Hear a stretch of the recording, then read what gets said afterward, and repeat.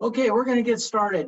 Thank you so much for joining our webinar. What we're going to talk about today is improving manure management. And this webinar is brought to you by a coalition of Iowa State University, Saddle Butte Ag, and the Iowa Soybean Association Center for Farming Innovation.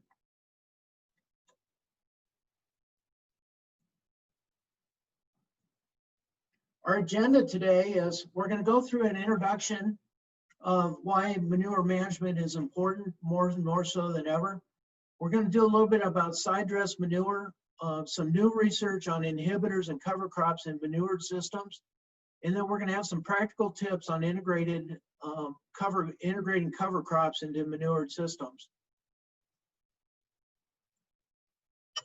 Just wanted to start off about why we care about manure management. And what we see is farmers are getting some bad press in the arena of manure management. Here's a couple clips from the headlines. Editorial: Iowa's manure production is no laughing matter.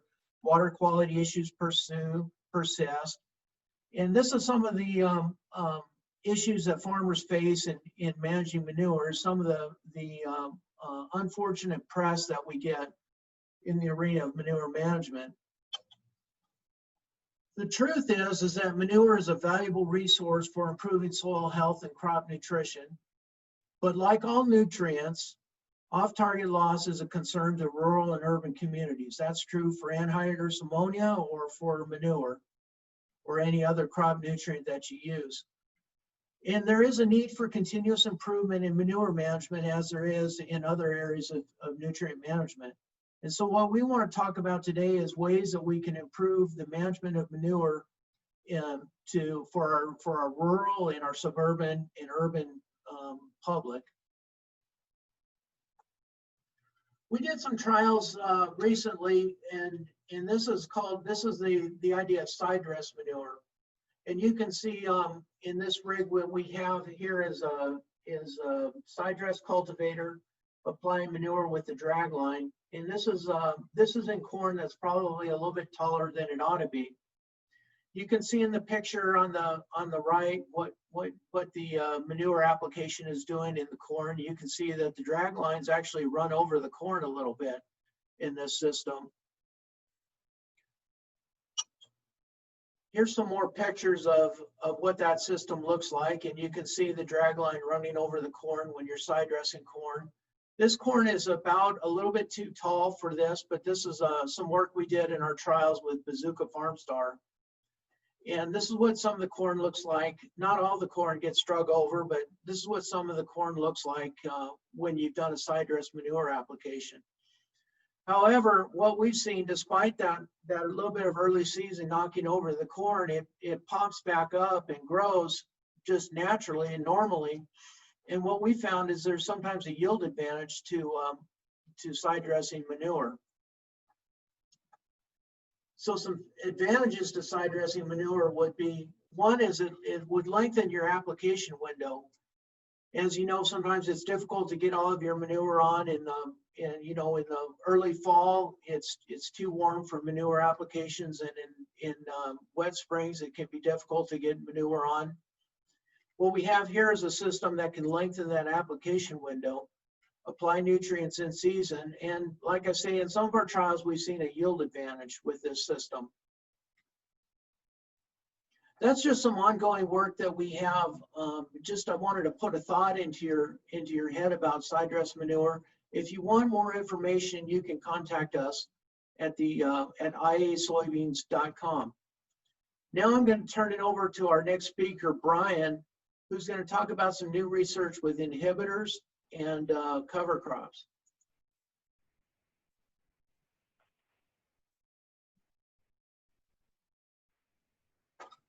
Go ahead, Brian.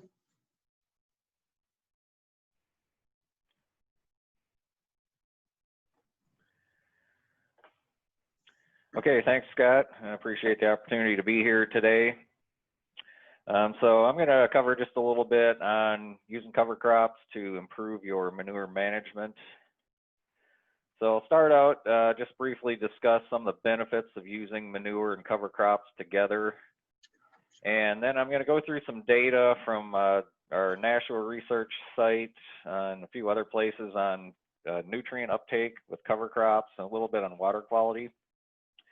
And then I've also got some data on nitrification inhibitors, manure application timing, and cover crops, their effect on yield.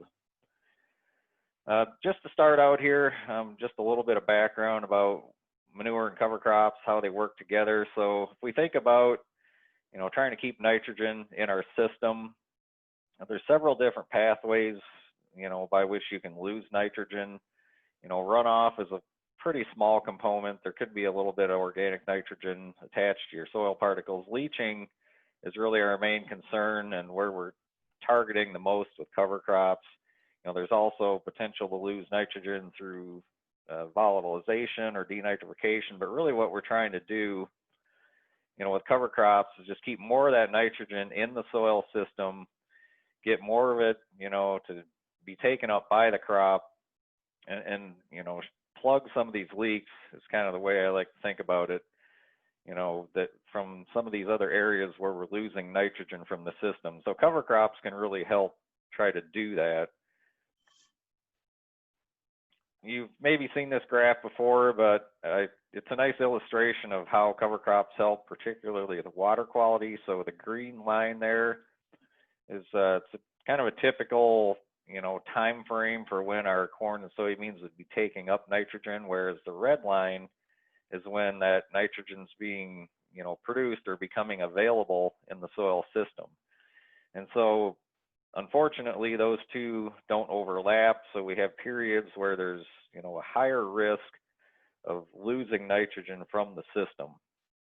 So what we're trying to do there with cover crops is just try to again plug some of those leaks or fill in some of those gaps where we otherwise wouldn't have anything growing to take up that nitrogen from the soil system. Another thing cover crops can do for us is, they can provide additional windows or, opportunities to get some manure out where you might not be able to if you don't have a cover crop. And so just kind of focusing on the green bars here, potential windows for manure application with different crops, whether that's corn or small grains in particular is where we have a lot of opportunity. So one area of potential is early spring. If you can get a cover crop out in the fall and get it established, that might help with your trafficability. You could potentially even wait until spring and apply manure on those fall cover crop fields, and you may be able to get out in that field when you wouldn't otherwise be able to. The other potential is if you do put a small grain in your rotation, and you can get that out, maybe sometime in July or August, again, that opens up another window of opportunity to, again, follow that with a cover crop and get some manure out a little bit earlier in the year than you maybe would otherwise. So just the general point here is manure and cover crops work very well together. It's really a nice system. Those cover crops, they take up nutrients, they reduce nitrogen loss from that manure. The manure can help with nitrogen availability. And there's a lot of research to back up the fact that cover crops and manure both can have a lot of benefits for our soil. They can increase organic matter, nutrient cycling, infiltration. There's a lot of benefits there you can see in the blue box. And then they each have their own benefits too. Manure can add macro and micronutrients. Your cover crops, they provide all sorts of potential benefits: erosion control, weed control, opportunities for grazing, double cropping, putting up more feed if you've got cattle. So lots of potential there for cover crops and manure to work really well together. So now I want to jump into looking at some data on water quality and nutrient uptake with cover crops. And so this is just kind of a general overview of a bunch of research. So the point here is we've got decades of research now showing that cover crops, grass cover crops and brassicas in particular, are very effective for reducing nitrate leaching. So this is kind of a no-brainer at this point. If you can get it out there and get it established, even if you only have a few inches of growth in the spring, it still helps reduce that nitrate leaching. Those roots may be a foot or deeper in the profile, even if you only have a couple inches of growth above ground. Here's some data from University of Minnesota. So this is manure that was injected after the cover crop was seeded. And so this was on 10 different farms. So on-farm research, they did not have tile drainage data. So what they did was they measured the amount of nitrate left in the soil profile in the spring.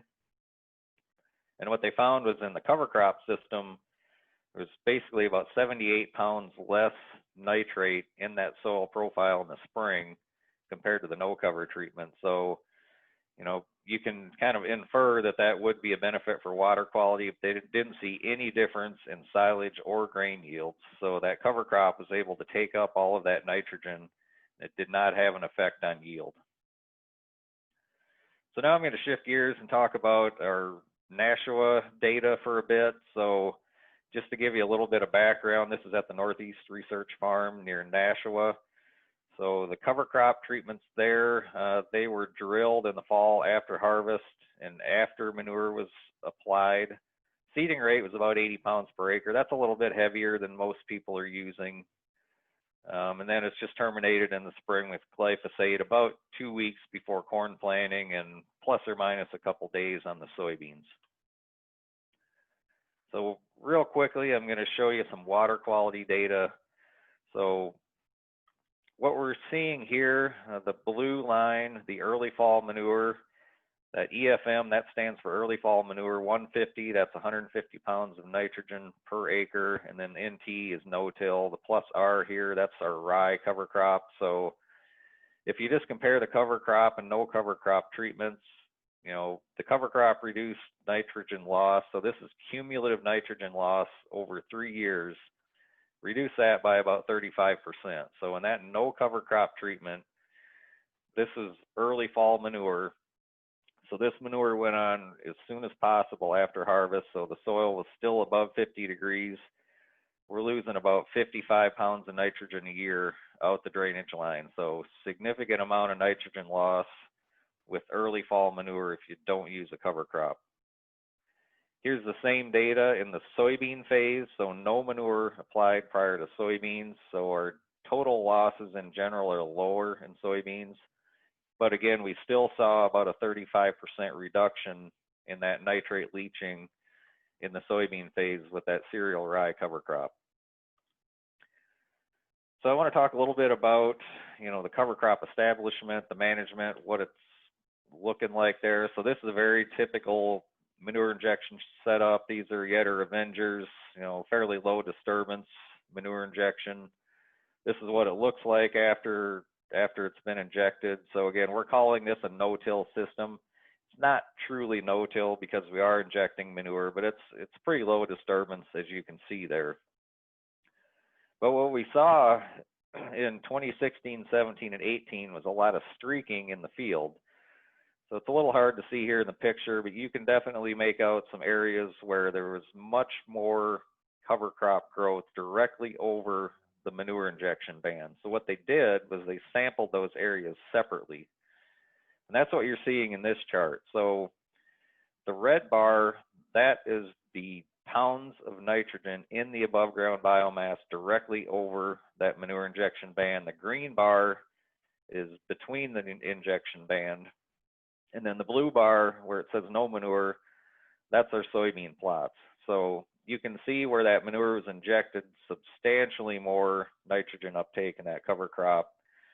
And so if you average that out over that 4-year study, that cover crop was taken up in the corn, or the plots going to corn where they had manure applied, almost 90 pounds per acre of nitrogen. So a lot of nitrogen uptake in that cover crop. It was closer to the 60-pound range in the soybean plots. So even in soybeans where there was no manure applied, still seeing a lot of nitrogen uptake with that cover crop. So this just kind of summarizes that. So we had an old trial, an 8-year trial on these same plots before that, but rather than the early fall manure, it was a spring UAN Sidedress. And so you see in that case, the nitrogen uptake prior to corn was only 21 pounds and only 13 prior to soybeans. But you look at our 88 and 61 pounds of nitrogen uptake with that early fall manure, so we're getting a lot more nitrogen uptake with that cover crop with the early fall manure. So I think this is mostly just a timing effect. You know, when you put that early fall manure in, the cover crops there right away to take up that nitrogen, whereas in that spring UAN Sidedress, it's really just scavenging a little bit of leftover nitrogen at the end of the season. So this just kind of brings home the point that in a fall manure system, a cover crop just works very well for capturing some of that nitrogen, especially if you go early fall when those soils haven't cooled down yet below 50 degrees. So those trials are all at one nitrogen rate, so 150 pounds per acre. What happens if you change nitrogen rates?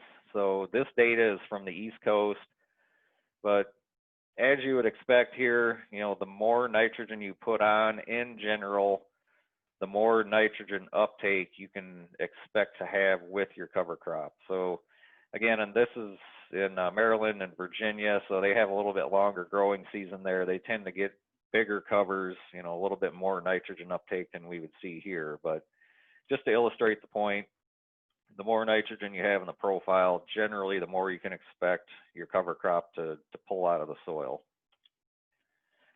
So then the million-dollar question, and one I get a lot, so I try to cover, is, you know, that's great, cover crop took up some nutrients, but when is it going to release those nutrients? You know, what's that going to do for me, and what's it going to do for the following crop? The simple answer is I don't know, and neither does anybody else. So it just because there's so many factors that go into that. But if you look at some of these factors and you look at some of the data, you can start to at least get somewhat of a guesstimate of what you can expect. So temperature and moisture are the big wild cards, different every year, so it's hard to say what's going to happen. Your soil fertility is important, your species mix is important, whether your tillage or no-till makes a difference, you know, how biologically active is your soil? You know, that's another thing. If you're just starting with cover crops versus you've been growing cover crops for 10 years, you know, you're going to have a different soil system there and it's going to react differently. And carbon to nitrogen ratio is another big factor. You know, the more ripe, or, you know, the longer you let those cover crops grow, the higher your carbon to nitrogen ratio is going to be, the slower it's going to break down. So one thing that I have heard pretty consistently is if you're going to try to plant green, you know, with corn, you definitely want to put some nitrogen on with the planter. You know, there was a lot of talk, you know, for several years about what was going on with the yield drag in corn and cover crops. And there was some speculation that, you know, maybe there was some disease pressure, maybe there was some, that cover crop was kind of inhibiting the corn seed. But the more people are playing around with this, the more they're finding it's mainly just a nitrogen issue. You need some nitrogen there with the planter early in the season when that cover crop might be tying up nitrogen. So I'm going to go through a few of these briefly, just in a little more detail. So, you know, I mentioned, you know, that this carbon to nitrogen ratio. So this kind of illustrates that. You can see an early terminated cover crop, you know, this is the proportion of biomass remaining. So it breaks down much quicker than a later terminated cover crop, you know, with more biomass. So that, again, is probably just that carbon to nitrogen ratio effect. You know, the more lush and green that cover crop is, the lower the C to N ratio, the quicker it's going to break down. This is a chart showing biomass, you know, different amounts of biomass. And again, this is data from the East Coast, from Maryland. So they were growing some huge cover crops here.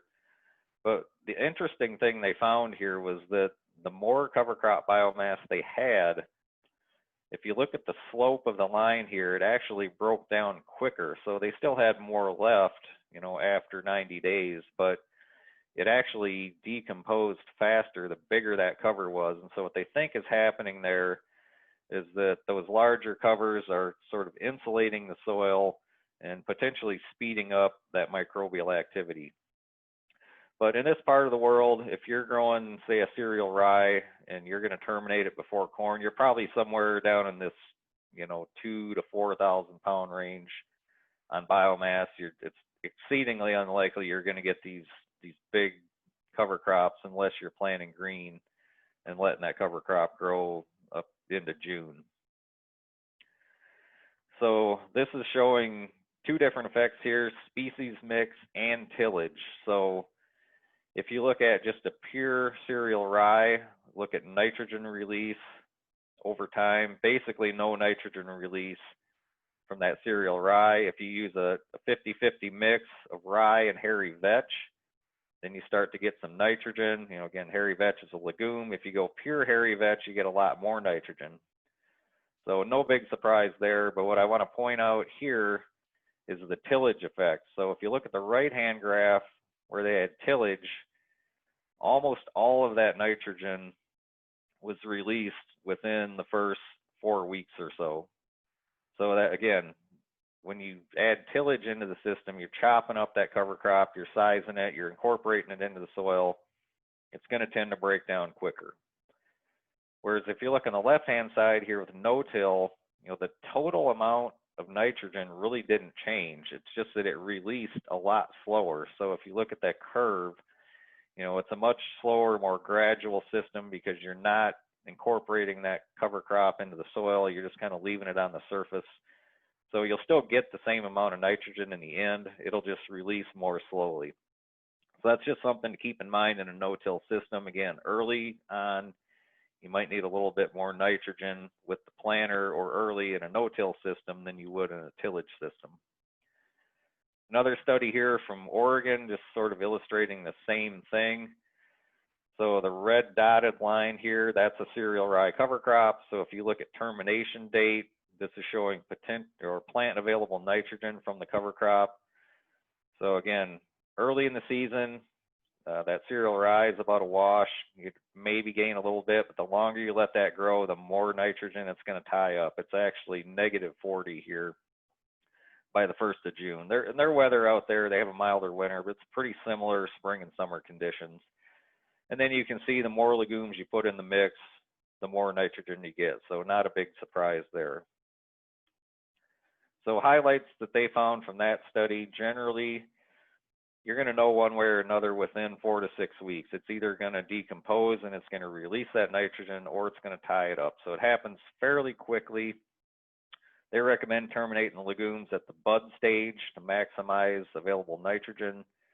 Cereals, you want to terminate those at early stem elongation to minimize immobilization, you know, if that's your goal. If your goal is to plant green, go for it. But again, just make sure you put some nitrogen on with the planter.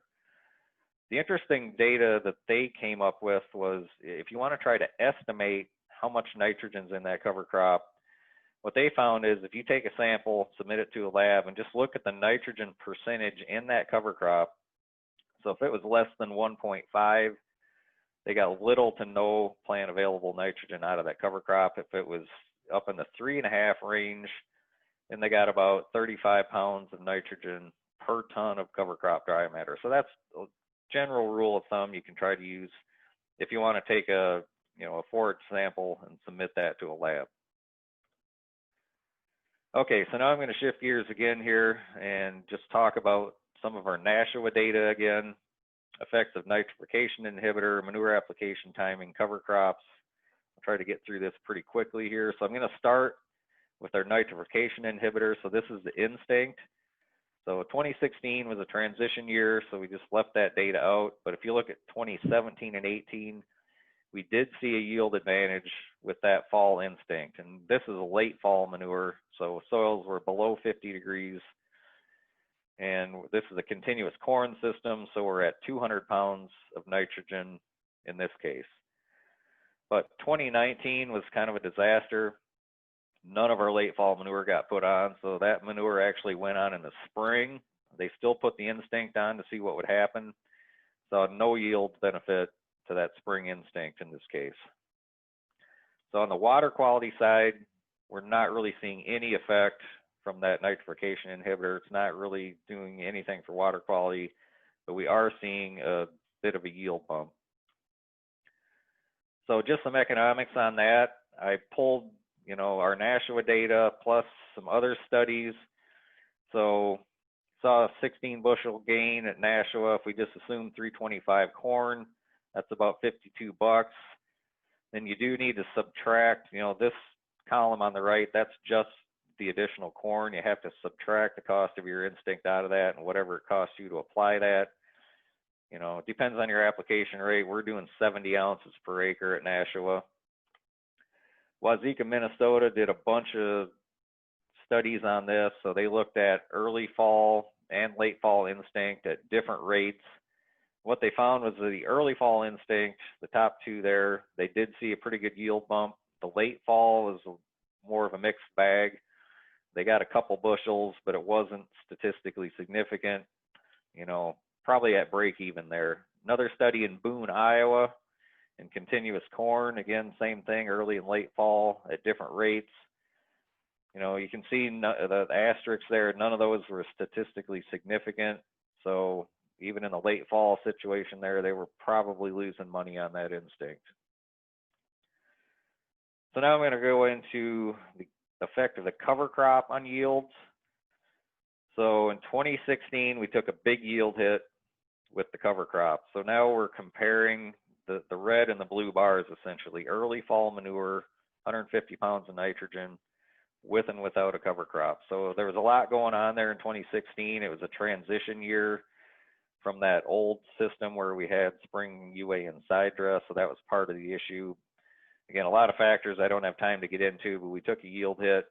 But if you see what happened after that, once, you know, we got into this system a year, we actually started seeing yield increases with the cover crop. So if you average that out over the 4 years there, it's basically a wash. So, you know, no yield effect from the cover crop, but I think the potential there, if you look at that trend, is actually better yields with the cover crop in that early fall manure system. And if you think about the amount of nitrogen we're losing with that early fall manure without a cover crop, this makes sense to me why we would see a yield advantage.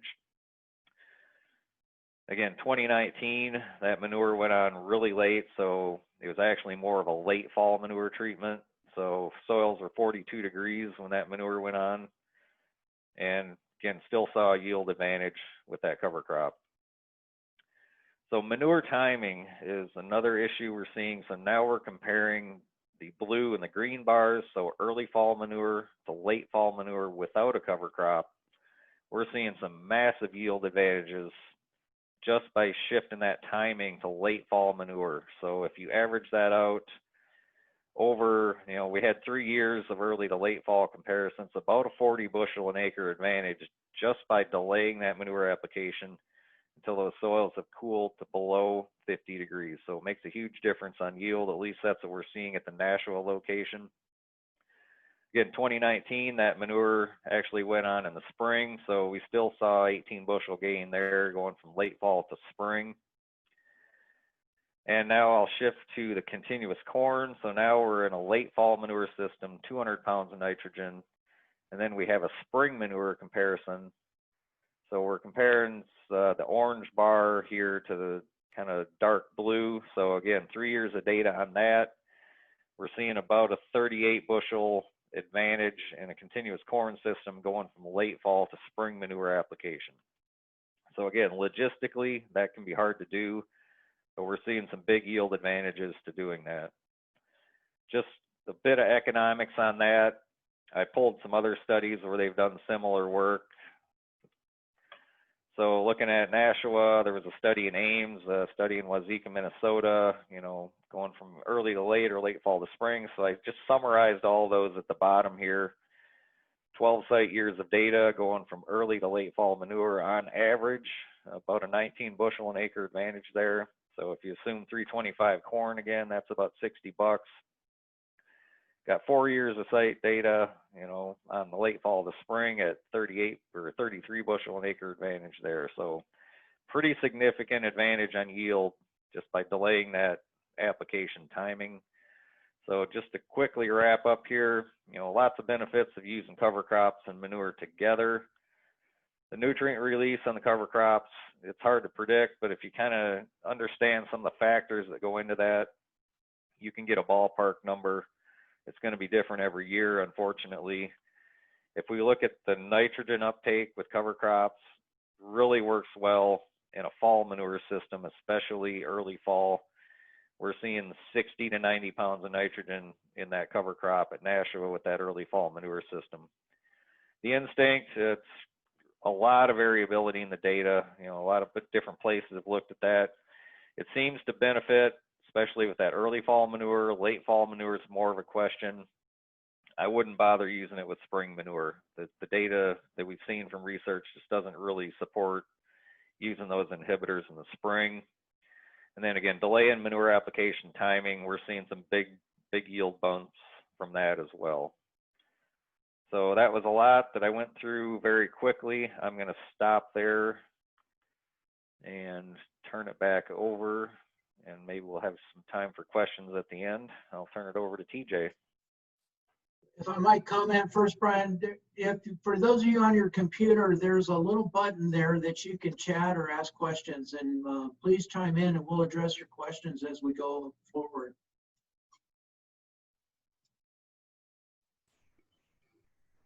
Go ahead, TJ. And can you see the screen, guys? Not yet. How's that? Not yet.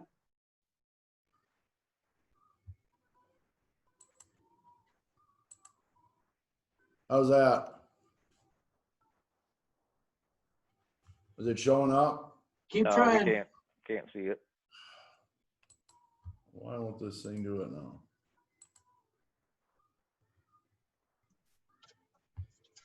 I'm swapping out the display settings like we talked about.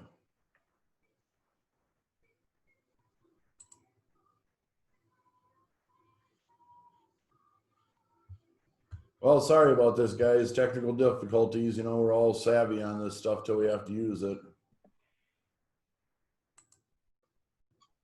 Is that showing it now, guys? No. Do you have your PowerPoint open? Yeah, I got it on my end. It's working. Okay. You might have to share a different screen. Okay, let me go back here. Yeah, try to unshare and then.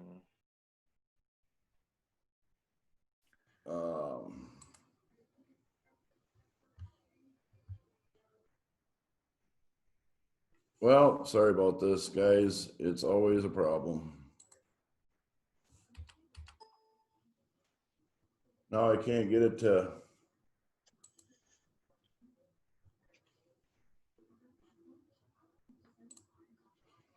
All right, let me reopen it. Sorry about this. Anybody have any questions? Yeah, ask questions. Waiting. You can go ahead and type those in the Q&A box or the chat box, either one.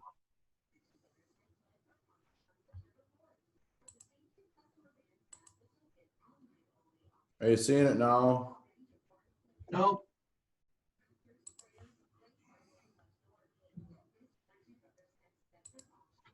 Okay, can you see me now?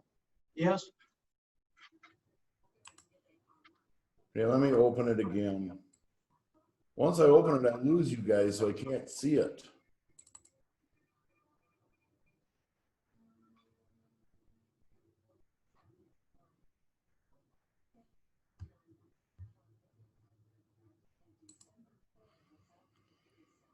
Okay. Yeah, we're not seeing your share screen at all. Can you see me now? Yep.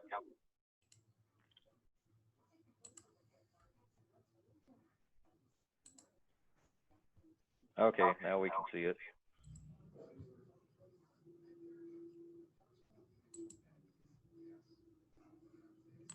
Okay, so If you go to slideshow and then. can you still see it? Yep. Okay, all right, well. If you're in, if you go to slideshow and then hit from the beginning, it'll make it bigger. Okay. Where's that at? Up on the top there in the middle of your screen.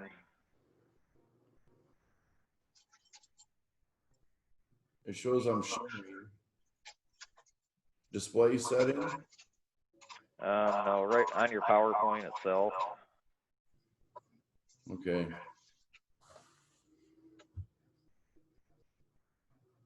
See, it's not letting me do that now. Otherwise, Just talk, yeah, if you can TJ. advance your All right. slides, just go for it. Yeah, all right. So my name's TJ Cardis. I grew up in Blooming Prairie, Minnesota. If you can see the screen, I attended the University of Minnesota Waseca, which is really interesting that Brian was showing some information from there because there was a lot of work done at the University of Minnesota Waseca before the ag school closed. The research farm is still operating, which is great because we do get a lot of data from Scott Vetch and those guys, or Vetch and those guys over there. So I worked for Saddle Butte Ag for 6 years now. Prior to that, I was in the feed industry, and I worked with large integrators on setting up hog units. So I've been in the industry of the manure side of it from the feed standpoint, and the problems with the landlords and people getting very upset about what we were doing.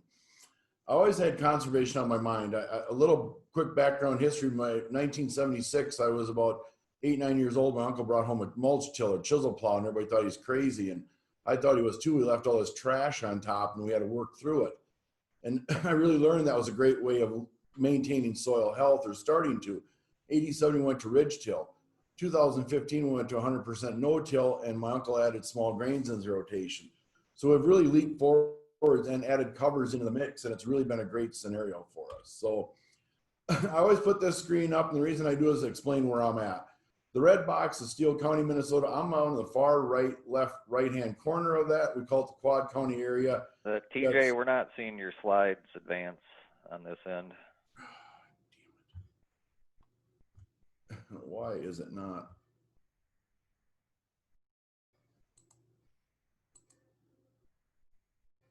Is that There we showing go. it now? Yep. Yep. Okay. All right. So I'm down. If you look at that red box, the right-hand corner of the red box, that's Steele County. I'm in Blooming Prairie, Minnesota. If most of you don't know what Blooming Prairie is famous for, we're the home of the Awesome Blossoms. We're the third best known football or sports name team in the U.S. And we won state in football last year. So, you know, the tough part about being a Blossom is being called a Blossom. The real tough part for everybody else is when the Blossoms hand you your butts. That's the tough part of when you play the Awesome Blossom. So I'm pretty proud of that team. I've had sons playing that team. My youngest son is actually part of that state winning team. So, but we're right down that area. So it gives you an idea where we're at. This is the only disclaimer I ever make. And the disclaimer basically says that what I'm going to say is research that we have done and worked on in our area. And it's growers that I have worked with and am allowed to share their information. So what have we done with manure and cover crops? Many application methods, and that's what I'm going to go through kind of fast, but I'm going to talk about application methods and the different species we've used and how we've applied them at different times and our goals and weather and chemicals and all those kind of things. So how have we applied covers? Well, if you're in Iowa right now and you haven't seen planes flying, you must be in your basement, because everybody in the world's got a plane flying cover crops in Iowa and southern Minnesota, central Minnesota, South Dakota, Nebraska. We've used high clearance machines that have been very effective for us to get into the crop in a standing crop, corn and soybeans. We've used no-till drills, that's after harvest. We've vertical tilled, broadcast seed, and VT'd it back in. Early interseeding in corn. We started that, and that's been a really interesting process with the manure guys because of the nice carpet we have for them to work on come fall. And then we've frost seeded before manure applications in the spring. And we've got some interesting data that we're working on. It's a 3-year project. We don't have it completed yet, but it is very interesting to show what that's scavenging up. And Brian really hit on some of those numbers already about what's being scavenged up. But we use different species at that time too for different reasons. So let's take a quick look at some machines. I just like people to see this stuff. So like I said, if you're in Iowa right now and you don't see these things flying over cornfields, bean fields, you're probably in your basement somewhere. This is our high clearance machine. This machine has been sold. The grower that I work with that has this machine is a custom operator for us. He's a dealer east of Minnesota, which would be straight north of Buffalo Center, Iowa, down in that area. He's sold this machine. He's bought a 120-foot boom on nitro, a blue nitro from New Holland. So you can go over 120. So he can go into standing beans and standing corn. It's very effective, this way of getting the seed down below the canopy.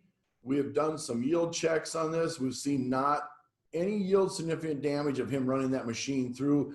The reason he went to a 120-foot boom is most sprayers up here are 120s. he's trying to work with them so he's on the same tram lines.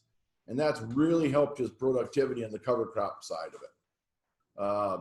No-till drilling, everybody knows what a no-till drill is. Southern Minnesota, we've drilled up to the week of Thanksgiving. We've drilled cereal rye. At that point, you are looking at probably just cereal rye winter triticale drilling in, and that's what we've drilled. So we've done that. VT, this is a turbo seeder that's on a Great Plains unit. Works great. It's a good source of getting some seed to soil contact, to use more species. I like guys to do this before manure up, but get this done, then have the manure guys come in afterwards. Here's our interseeding. So this, I'm going to show just a quick few views on interseeding. So this is that same machine. This is what the machine was actually started for, is to do the interseeding into V2, V3 corn. We really like this because we get it established. Rye grass, we use annual rye grass, not cereal rye at this point. We use 2 different brassicas. And if you're going corn on corn, we use medium red clover. All that stuff is overwintered, or not, take that back, it's not all overwintered, but it has lived under the canopy. It's been there in the fall. The manure guys we work with say it's like kind of driving on the lawn when you're spreading manure. They use the low disturbance knives, and they really try to get to the point where they're planting in that same spot on corn on corn. We've used this on corn on beans also. But this has really been an effective way to get cover crops started early to get some more growth in it. The whole back of this is herbicides. You really have to know your herbicide programs a year in advance before we can start this program. I tell everybody this is 202, 303 cover crop. The starting point of cover crops is cereal rye, winter triticale, those kind of crops. A little more innovation on some of our growers. Here's Tom Cotter by Austin, Minnesota. Some of you heard Tom speak. He built this unit. He takes that Gandy box off this rotary hoe and put it on a 40-foot rotary hoe where he solid seeds in the fall after soybeans. So he'll combine soybeans in the afternoon, run this rig in the morning. He can cover a couple hundred acres a day really early in the morning, get the cover put down, fluff up the residue, get the seed underneath it. It works really well. Very, very low disturbance, almost a no-till type situation. Like Brian said, we still are moving some dirt around, so it is, I suppose, tillage, but it's so low disturbance, you don't know the difference that it's out there. Another rig we run up here, this is by Blooming Prairie, Minnesota. It's my uncle's farm, actually. This is one of our interseeders. He uses this rig for multiple uses. He uses it for the interseeding. He'll run it in the fall after soybeans to blow on cereal rye, and he's got a light drag or a brilliant roller. After his small grains, he's applied all of his cover crops with that. Once again, he has a brilliant that he pulls behind it. So the reason I show these machines is what I'm trying to show is there's multiple uses. You can build a machine and do a lot of different things with it. I know there's some guys in Iowa doing some really interesting things with the Dawn dual Interceders, where they're seeding cereal rye and come back and plant corn in between, corn on corn.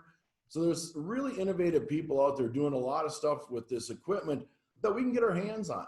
You don't have to spend a lot of money to build machinery. You know, if you go back to this one here, Tom had this in his shed. He was going to throw it in the scrapyard. And we started this interseeding. He goes, hey, I got that old 40-foot hole. Take some wheels off and make it work. Built a mounting bracket on it, and it works great. So it's something that he had in the shed. He didn't have to go purchase. So let's look at species quick. And I really wanted to get to this as quick as I can. So what we've used is we've used the winter grains. And I like winter cereal rye, and I like winter triticale. And we've started to mix these species up based off what we're doing. So what I like is from corn to beans, I like cereal rye. From beans to corn, I like the winter triticale. And the reason is winter trit's a little slower break in dormancy. We haven't seen quite the attack of the growth in the spring, but we still get the nice fibrous rooting. We get the deep roots out of it. It's just giving us a different species to use. And I know in Iowa, cereal rye is kind of the drink of choice, and that's awesome. I love cereal rye. It has a great fit, and there's a lot of great amenities to it. But what I get scared of, guys, as a cover crop salesman and a person doing this on our own farms, is if we do the same thing over and over and over and over and over again, it's no different than the tillage side. We keep doing tillage over and over again, thinking we're going to find different results. We're going to do this over and over again, and something's going to happen, and it's not going to work. Or like Brian showed early, when we had all the nitrogen tie up and didn't understand the growth of it, how much nitrogen was tied up there. It wasn't the allopath effect, it was nitrogen tie up. And that hurt us in that corn production, and it scared guys away. We use the winter triticale, we try to veer out of that situation. Plus we're using a different species. With all the fall flowing on product. If we're flying it on, high clearance seeding, anytime through the 3rd week or even maybe the end of September, I really love putting more species in there. I like to put a spring grain in like oats. We have seen a great benefit of oats in these mixes, 20 pounds of oats in the mix with like 50 pounds of cereal rye, 50 pounds of triticale or 56 pounds. In the spring, we've seen a little bit better spring growth out of the winter grains. And I really think it's a protection thing. We get a nice fall. Now the last 2 falls have been crap, don't get me wrong, but we still got some nice growth out of it. I really think there's some benefit. There's a synergy effect there. University of Washington has done a lot of research on oats as a natural lime. They call it poor man's lime. And it's taken up a lot of our heavy metals. So in a manure application where you could have heavy metal in the manures, maybe that's something we look at, is adding oats into the mix all the time. Get some more fall growth out there for us. Brassicas and legumes, the reason we put them in is even if it only gets 2-3 inches worth of growth on top, guys, I've seen it have anywhere from 6 to 12 to 24 inches worth underneath. That is a benefit. Brassicas, like a rapeseed, bayou kale, African cabbage, that are purple top turnips that are 157,000 to 200,000 seeds per pound. 1 or 2 pounds goes a long ways for a little bit of money. The legumes, we talked about that. Are they nodulating? I'm not exactly sure. I think what it is, they're hosting, and Brian talked about a little of this, of as your soil gets healthier, you get more biological activity going on. I really believe that legumes in there will help host and keep nitrogen fixing bacteria alive through the winter into the spring, like a medium red clover, yellow sweet blossom clover, even a clover that dies, like a crimson clover. It kept it alive and it gave it a house to live on. The more we give houses to live on, the more biology we got going forwards in the spring. Interceding and frost seeding, we've used annual rye grass versus cereal rye, because annual rye is a cousin with corn that gets along. Cereal rye tries to reproduce, tries to keep growing, and kind of can ding your corn some. That's why I really like using the annual ryegrass.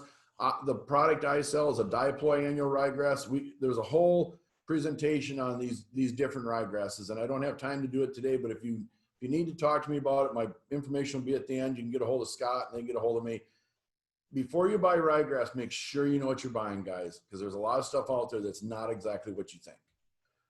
After corn silage, early crops, we can do cocktail mixes, and we got a great opportunity, especially in Iowa. When you start moving farther south, you got a longer growing season than I have up here in the north, but I still get guys to put in peas, all different things here in the next couple weeks in September, and we get excellent growth out of them. And every one of them is helping take up nitrogen, take up phosphorus, and protecting it from going down the stream. And that's what we need to do, is protect it from going down. If we put it out there, we need to keep it. Why use winter grains? They're the most basic starting point. Winter rye, winter trit. I'm telling you right now, if you can't make those two work in a system, you got something else wrong. You really do, because they're almost foolproof. They work with most herbicide programs in the fall. We've seen very little problem there. They overwinter, they scavenge in nitrogen spring and fall. So the other thing we've really seen is we've started doing biomass testings up here. For 3 years now, we got compiled data, and we've shown winter rye and winter trit having about 50 pounds of nitrogen in the spring, winter rye having about 80 pounds of nitrogen in the spring. Now we took those about the 3rd week of May, so we did take them a little bit later, but we wanted to see how much nitrogen and nitrate levels we're taking up. So that was really interesting. They're easy to terminate, follow guideline rules of termination of temperature and everything. They're easy to terminate, great with weed suppression. And some studies, Mike Plummer's got a lot of research out of the University of Illinois. Gathers DeSoli's not with us anymore, but he did a lot of work on cereal rye, annual rye, and rapeseed on cyst nematode control.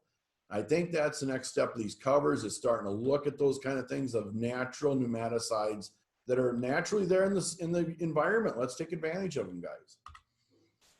Why Brassicas in the mix? Like I said, they're great for compaction alleviation. They scavenge nitrogen and phosphorus. Does size matter, ladies? Well, to some people it does, to other people it doesn't. So a brassica the size of a pencil with this on the bottom, this taproot down 30 inches, and you have 200,000-300,000 of those per acre out there, great compaction alleviation. And it's not just the root system when it goes down, it's the excregates that it releases that helps break up your compaction. No seeds per pound. Like I said, radishes, I love the radish. It's a great product. It's 35,000 seeds per pound. Brassicas, some of them are anywhere from 157 to 200,000. So actually look at that. Will they overwinter? We've seen some to overwinter. They are not hard to kill as long as you follow guidelines. And this one gets more susceptible to herbicides. We gotta look at your herbicide programs a little better. Legumes the same way. I'm gonna get through this a little faster. They're a great host of rhizobia. It's a great source of extra feed if you have livestock and you're doing cereal rye and you get an overwintering medium red clover, you got extra protein, extra fiber, can increase soil microbial life very fast. Same with the brassicas. Jump back to them. Turnips, earthworm magnets. Plant a pound of turnips and you'll have earthworms coming out your wazoo the next year. They're awesome. But herbicide can really be an issue here. So we have to look at that. Let's just take a quick look at some pictures of what we've done in Minnesota. So here's a fall picture in Minnesota, aerial applied, looking good. This is after harvest. He went through and did a little VT on the end, but you can still see a little tint of green. Here he's knifing nitrogen in, or his manure, okay, getting it put down. Oh, no, it's late in the fall, and like Scott said, or Brian said, you can see those streaks where we're getting a little better nitrogen being taken up. Here's another spot where we ended up going in the fall. This is a cattle producer up here. He needed extra feed and he needed a phosphorus fix. He had 300 parts per million phos out there. We started putting brassicas in his mix. He did a pound or a bushel of oats, 2 pounds of cereal rye, and Bayou kale. And we dropped his numbers down from 300 to 250 the first year because he harvested this for a forage. So he took a cutting in the fall, very late. Wasn't a great cutting, but it was a small cutting. Then he took a massive cutting in the spring for forage, and we kept removing nitrogen and phosphorus off the field, which helped him. He's got 14,000 head of cattle on feed. He needs a lot of feed. So this was a great opportunity to keep utilizing manure. He applied manure in the fall, drilled the cover crop, and came back and took a cutting in the fall. Could have put some manure out then. He could have, he didn't. Came back in the spring, took a cutting of this rye off, went back in and put on manure and put on corn for corn silage. So he broke up his pattern of spreading manure. So we talked about spring frost seeding. This is a field where the grower up here by Ellendale, Minnesota has 3 hog barns, needed to move some manure in the spring. We went out and frost seeded the first part of April. We used annual rye grass and dwarf Essex rape. He went in with the tankers, applied manure the 3rd week of April, waited 2 weeks, terminated this, planted corn the 1st week of May. Terminated easy, but you can see that streak right there on the right picture on the left-hand side. There's a streak, and then you can see a streak farther out to the left. That's where the tankers ran in and out of the field. Interesting, what we saw there was the brassicas, the dwarf Essex rape, did not take that compaction area as well as the annual ryegrass did. We did some root pit digs in those 2 spots to see what was going on. We had, in that period of time, from the end of March, 1st April planting, manure the 3rd week of April to planting the 1st week of May, we had 27 inches worth of roots in that ryegrass. He did 1 application of glyphosate with a broadleaf killer like a 2,4-D to get rid of because rapeseed won't die from glyphosate. And we knew that. We told him that right away and he knew it. He did that after planting. He went and planted into this green, terminated it, cleaned it up, had a little ryegrass come back, cleaned it up in the post program, and had some terrific corn on that farm. Utilized the manure, broke up some compaction, just had a great system there. It doesn't work every year that way, but that year it did. The stars aligned and it worked out. So like I tell everybody, have plan A, B, C. Sometimes we're down to D and F, so you got to have multiple plans. Let's take a quick look at interceding. Why I really like this. So these pictures are from southern Minnesota. This gentleman does not have hog manure, but he has turkey litter. So this is annual ryegrass Bayou kale. They spread this turkey litter about the 2nd week of November. Our livestock officer is willing to work with us as long as we have a green, active growing cover crop like this. He's allowing us to apply it without working it in. These are on farms that my uncle runs. I live on this farm, so we're okay with the building site rules and everything. We're not breaking any rules. I'm allowing it. I sign off. I'm fine with it. Our livestock officer, because it's green, is fine with it. This is in the spring. This is annual ryegrass and a little bit of dwarf Essex grape. This is going to be corn on corn because of the turkey litter. Now everybody says you can't kill annual ryegrass if it overwinters. Our annual ryegrass is overwintered very successfully. Everybody says you can't kill it. Well, that looks dead to me. And that's right out my front door. I look at that 365 days a year. So it's dead. We no-tilled corn into that and had a beautiful stand of corn. So we used turkey litter. We used annual ryegrass interseeded. We knew it was corn on corn. Now, like I said, we had the right herbicide programs. We had the right plan in place to start with this. My take-home message is this. There's always something we can do with different species, different plans. If you're willing to open your mind, open your checkbook, because it costs money, and do things. But the things we have to look at is know your herbicides. And what I tell guys, don't just give me 1 year herbicide, give me 2 years of herbicide. What did you do in your pre-emerge on your beans 2 years ago? Let me know that. Some of that stuff has a long shelf life, and it really can ding us when we try to use these multiple species.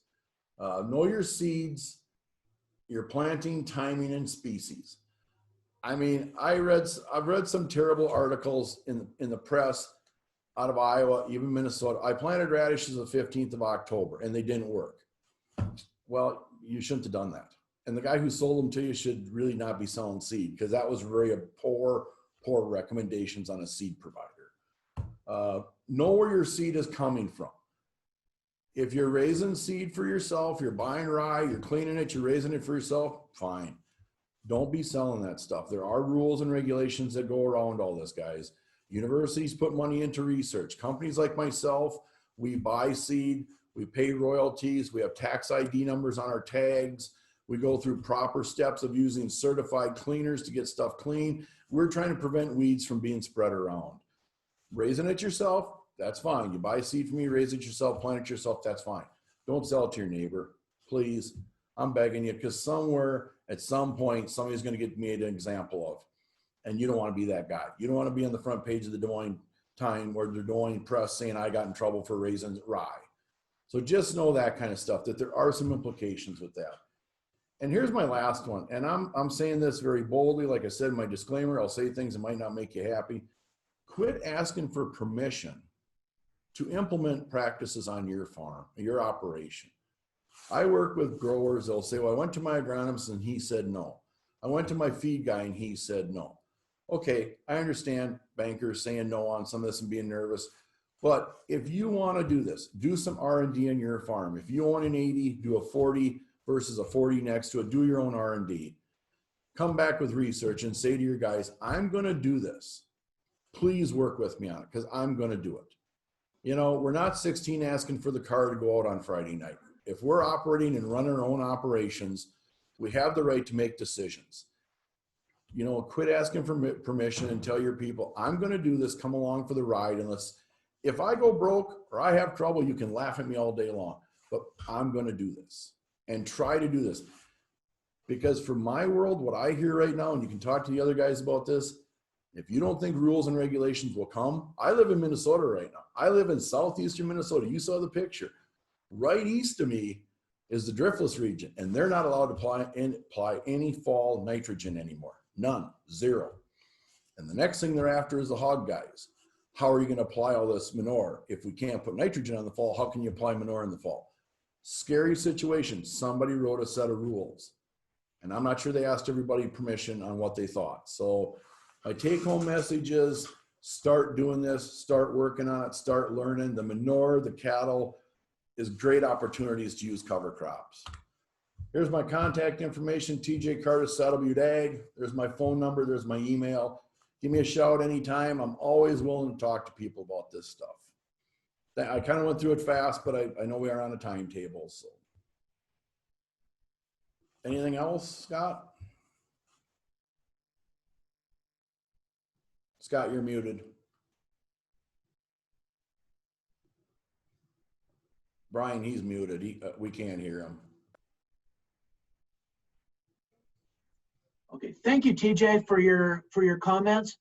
Just the last, as we end our conference, remember, we're here to help you.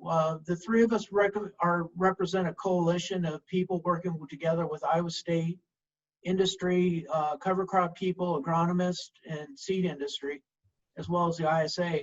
If you have questions or you have problems or you have ideas, please feel free to contact us, any one of us, and we can help you with your ideas or any testing you may want to do.